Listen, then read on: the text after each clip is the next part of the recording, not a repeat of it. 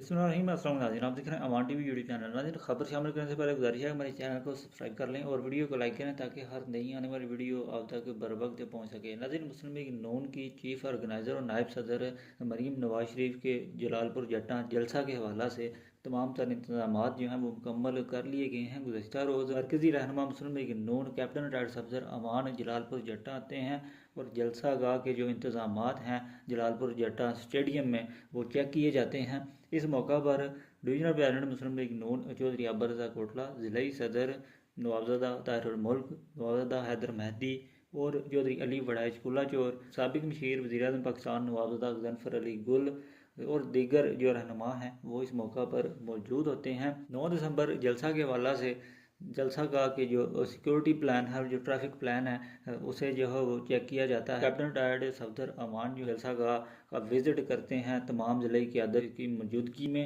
इसके बाद captain retired Safdar अमान जो हैं वो डेरा कुल्ला चोर पर जाते हैं। मज़ीद अपडेट्स के लिए देखते रहें अमान टीवी।